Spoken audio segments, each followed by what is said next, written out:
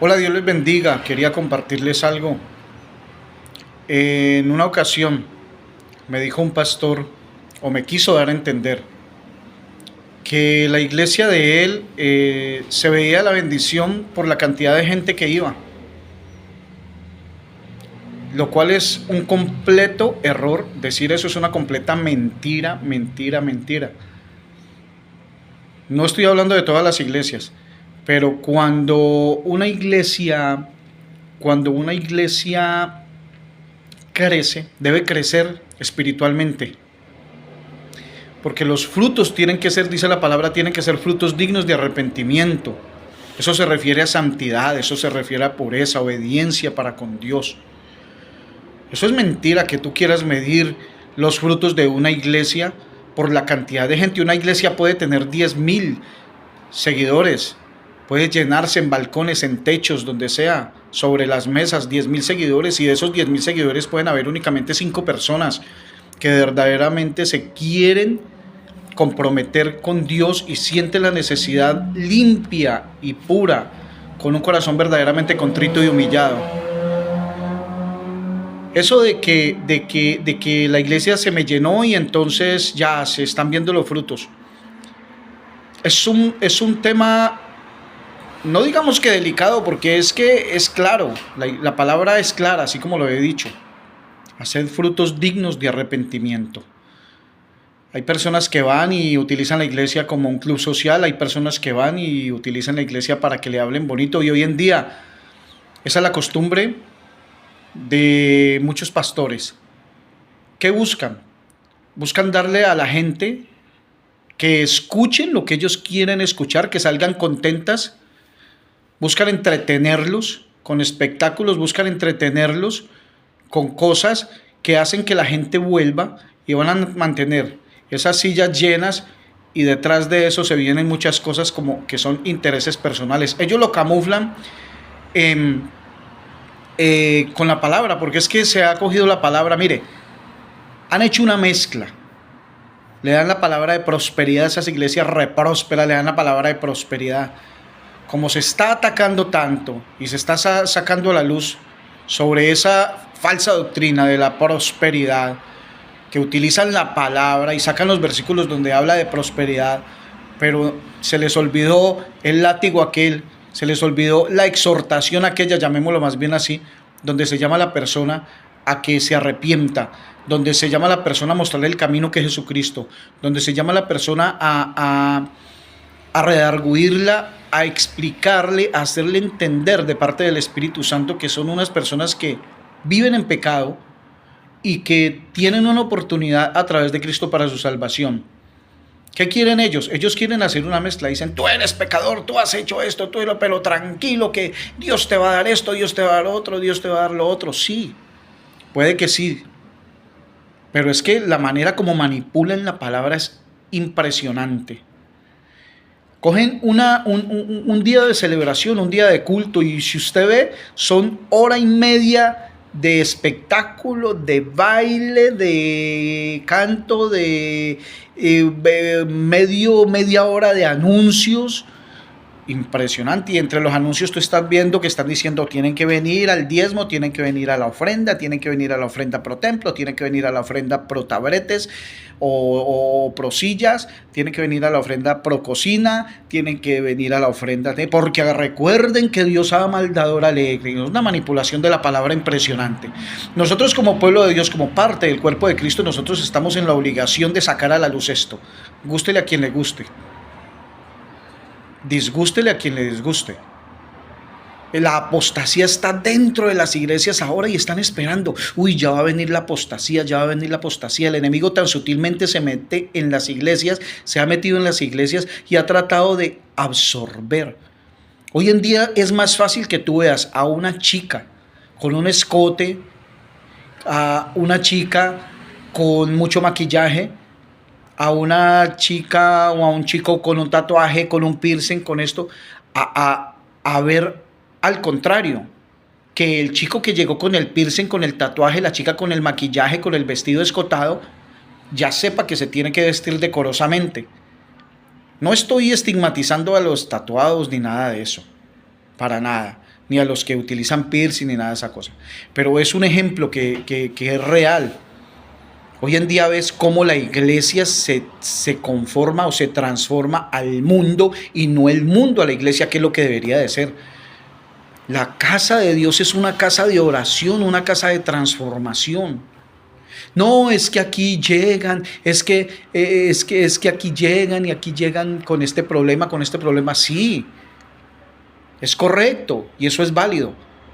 Pero ¿qué pasa? Una persona que lleva 4 meses, 5 meses, 6 meses, un año y lo vemos nada. Con las cosas del mundo, más cosas y influyendo en las personas que están en la iglesia. Eso no debe de ser así. Mire, han utilizado las iglesias como un negocio, escudándose en la palabra de Dios. Dios, si ustedes ven la palabra de Dios, no se habló, a ver, les digo algo, nosotros en estos momentos estamos en el tiempo de gracia. Mientras Cristo estuvo aquí en la tierra, la gracia estaba en proceso, porque ya estaba siendo manifestada a través de su persona, la gracia estaba ya en proceso. Pero cuando Cristo murió, fue el tiempo exacto de la gracia, del comienzo de la gracia, la manifestación plena de la gracia, la consumación de la gracia, el cumplimiento de la gracia. De ahí para atrás están siempre bajo la ley. Incluso cuando Cristo estuvo aquí, estaba bajo la ley. Él cuando sanó a un leproso, nosotros lo vemos, cuando él sana a un leproso, que eso está en Mateo 8, del 1 al 4, él dice, entonces Jesús le dijo, mira, no lo digas a nadie, sino ve y muéstrate al sacerdote y presenta la ofrenda que ordenó Moisés para testimonio a ellos. Está ordenando que haga la ofrenda que ordenó Moisés. Y si usted busca cuál es la ofrenda que ordenó Moisés, está en Levítico 4. Les voy a leer algo. Dice, cuando alguna persona pecare por yerro en alguno de los mandamientos de Jehová sobre cosas que no se han de hacer, e hiciere alguna de ellas, y el sacerdote ungido pecare según el pecado del pueblo, ofrecerá a Jehová por su pecado que habrá cometido un becerro sin defecto para expiación, y cogerá las entrañas y las vísceras y esto y lo otro, serán ofrendas ceremoniales. ¿Pero qué? ¿Por qué lo ordenó Cristo? Porque todavía estaba bajo la ley. Él estaba ordenando que debíamos de ser obedientes a la ley. Sin embargo, cuando Él muere, entra el tiempo de la gracia. ¿Por qué? Porque ya es consumado, ya ha vencido la muerte, porque ha resucitado de los muertos y venció el pecado porque murió sin pecado. Entonces, no podemos nosotros decir de que no, es que Cristo, escudándonos, me refiero a esto. La palabra de Dios habla sobre ofrendas. Si estamos en el tiempo de la gracia, la palabra de Dios habla sobre ofrendas. A nadie se puede obligar a diezmar. El diezmo está en la ley. ¿Cristo por qué habló del diezmo? Porque Cristo estaba vivo todavía. Ahora, es más, en ese momento, cuando le muestran a Cristo una moneda, ¿es lícito dar los diezmos al César? ¿De quién es esta cara? Es del César. La cara que está en la moneda es del César. Entonces da al César lo que es del César y a Dios lo que es de Dios. Pregúntate, ¿qué es lo que es de Dios? O sea, utilizamos la gracia para unas cosas, pero utilizamos el Antiguo Testamento cuando nos conviene. Estoy hablando de los pastores, o sea, cuando conviene, utilizamos el Antiguo Testamento cuando conviene. Pero no utilizan donde dice, estoy harto de sus ofrendas, de sus holocaustos, lunas nuevas, días de reposo, estoy harto de ellos. Ahí sí no. He dicho Deuteronomio 28, porque entonces no dicen eso. Dicen, yo te voy a prosperar en todo. Te dicen en lo que toques, en tu entrar, en tu salir, en las vacas, en los becerros, la alacena, la arteza de amasar. Serás cabeza, no cola, prestarás y no pedirás prestado. Dice, si cumpliere los mandamientos de Dios. Entonces no podemos caer en esas artimañas que han venido a traer en las iglesias y a decir, es que tú tienes que diezmar, es que si tú no diezmas, es que si tú no pactas con Dios, es que si no. Dios dice que ofrendemos, conforme hayamos prosperado. La ofrenda es voluntaria. hay que ofrendar, hay que ofrendar, hay que congregarse. Ellos tendrán cada cual sus cuentas ante Dios, pero leamos mucha palabra y no nos dejemos meter los dedos a la boca, de verdad. Dice 2 Corintios 9, 7, dice, cada uno de como propuso en su corazón, no con tristeza ni por necesidad, porque Dios ama al dador alegre. Sí, pero como usted propuso en su corazón, no como le estén diciendo, ¿qué pasa? ¿Por qué no se levantan? Hay que dar. No, ¿por qué no viene y me saca de la mano amarrado entonces? ¿Ah? Escuché en algún momento una prédica donde alguien decía, bueno, ¿por qué te obligan a sacar? Tienes que llevar obligado, tienes que llevar y llevar obligado, y te comienzan a dar látigo con la palabra de Dios, porque lo utilizan es para eso. Comienzan a darte látigo con la palabra de Dios cuando tu vecino, cuando tu familiar, cuando tus hijos, cuando tu esposa quizás, cuando tu alacena está vacía, cuando ellos están en necesidad. ¿Qué crees que a Dios le agradaría? Cuando Dios dice que nosotros tenemos que tener un corazón, dice que debemos de practicar nosotros el ser dadivoso con la gente, con las personas. La piedad, ejercítate para la piedad, tenemos que ser piadosos. Dice también la palabra que si alguno no provee para los suyos y mayormente para su casa, ha negado la fe y es peor que un incrédulo. Entonces, el diezmo es voluntario. El diezmo es voluntario. Tú dices, a Dios le dices, bueno, yo voy a darte, yo prosperé de esta manera y te voy a dar, y el diezmo es voluntario. Pero la ofrenda sí hay que ofrendar. Ellos lo cambian, dicen que el diezmo es obligatorio y la ofrenda voluntaria. Ofrenda como Dios coloque en tu corazón, como Dios te haya prosperado, de verdad.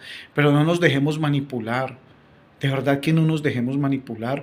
Han vuelto negocio la casa de Dios. Mi casa será llamada casa de oración y lo han vuelto negocio. Un espectáculo, un retiro. Te dicen, si tú no vas al retiro no vas a ser tan bendecido como... Entonces, ¿por qué hablamos de un Dios omnipresente? De un Dios que está en todas partes. ¿Solamente está en ese retiro? ¿Solamente está en ese encuentro? ¿Solamente está en ese lugar donde están reunidos 2 o 3? No, y es que si tú vuelves, tienes que volver para que sea rebendecido. Mayor bendecido es el que va a servir después. Es que no. ¿Cómo así? ¿Dónde dice eso? ¿Qué es lo que se están inventando? ¿Por qué no caemos en cuenta y nos volvemos tan amigos y tan amigos y tan amigos de los pastores que a lo último, no, es que el pastor sí, es que... Y le buscamos, como decimos en nuestro país, le buscamos la comba al palo, como buscándole el camino para poder aceptar todas esas disculpas y esas que se quieren basar en versículos de la palabra de Dios para poder ser alcahuetes con lo que están haciendo. No. Mira, yo te digo una cosa, si nuestro padre, nuestra madre y nuestro hijo está haciendo algo incorrecto, hombre, digámosle.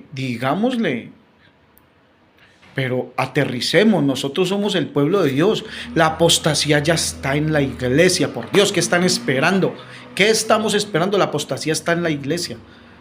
Hay que estar muy bien cimentados. Seguro que algún pastor escucha esto y seguro que va a decir, ¡ay, bendito el Señor! Hay que orar por este siervo. Mira, no siento ningún remordimiento ni siento ninguna inquietud por decir esto, porque es que Dios sabe con el corazón y Dios sabe con la intención que lo estoy diciendo. Entonces, nada, los invito a que de verdad nos pongamos en eso. Dice aquí en Hechos 2, les voy a leer del 43 al 47. Y sobrevino temor a toda persona y muchas maravillas y señales eran hechas por los apóstoles. Todos los que habían creído estaban juntos y tenían en común todas las cosas. Y vendían sus propiedades y sus bienes y lo repartían a todos según la necesidad de cada uno. Esto es algo muy distinto.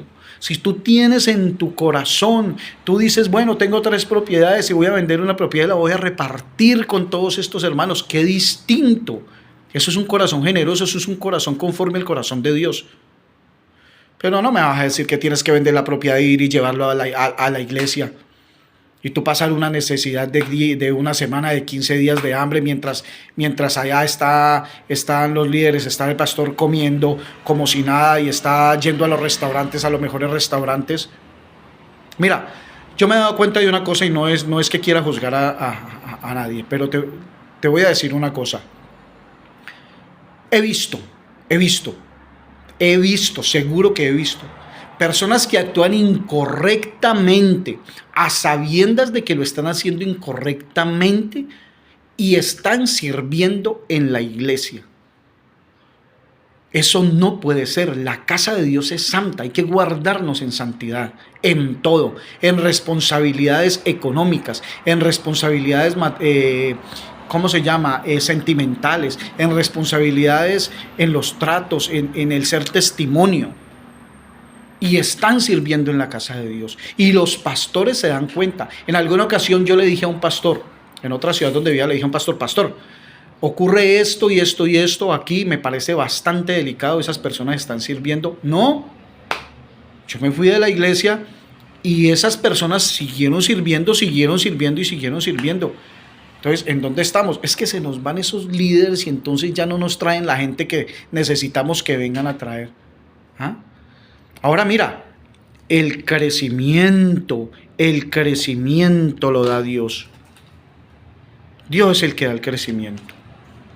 Dice, y perseverando unánimes cada día en el templo y partiendo el pan en las casas, comían juntos con alegría y sencillez de corazón. Es que necesitamos hacer esto para poder que crezca la congregación, pero qué pena, pero es que aquí dice, le repito, Hechos 2:47, alabando a Dios y teniendo favor con todo el pueblo. ¿Y qué pasaba? El Señor añadía cada día a la iglesia los que habían de ser salvos. El Señor es el que se encarga de añadir a la iglesia los que han de ser salvos. No, pero es que esto tiene que... No, lo que pasa es que esto tiene que mantenerse. No, lo que pasa es que vas a tu ritmo. Mira, yo pienso una cosa, vale más un pastor con 2 ovejas, que esté pastoreando esas 2 ovejas, que las esté cuidando y que solamente se salven esas 2 ovejas. Dice que librará su alma, dice la palabra de Dios, cuidando de que no se extravíen. A un pastor que tenga 10,000 personas y que se le pierdan 9,999. Aleluya por esa que se salva. Pero ni siquiera él se va a salvar. Entonces, Dios es el que se encarga de dar el crecimiento, pero queremos meter una cocina en el altar, una cafetería en el altar, una librería en el altar, una venta de artesanías en el altar, un concierto en el altar, cantidad de cosas. Y no sabemos de qué valernos. No, es que viene el apóstol NN. Viene aquí, es un apóstol muy ungido, traiga, porque es que va a haber una palabra de bendición. ¿Tú qué vas a saber si va a haber una palabra de bendición o no? Si va a haber una palabra fuerte de exhortación. ¿Ah? ¿Qué pasa? Que tú eres el pastor de la casa.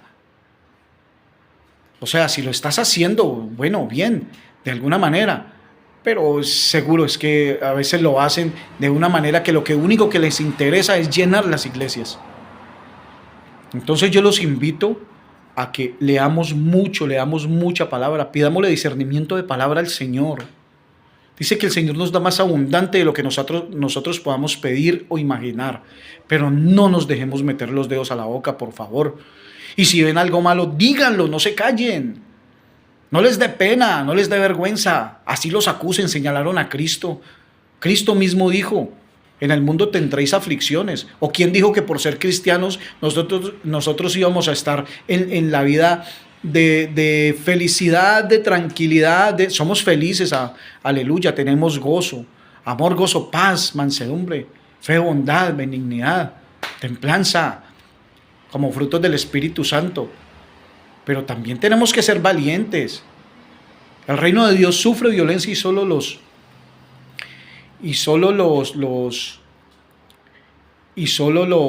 se me fue la palabra, bueno. Tenemos que ser esos corajudos espirituales, ¿vale? Entonces nada, les mando un abrazo y que Dios los bendiga y espero pues que sirvan de algo y lo compartan. Un abrazo.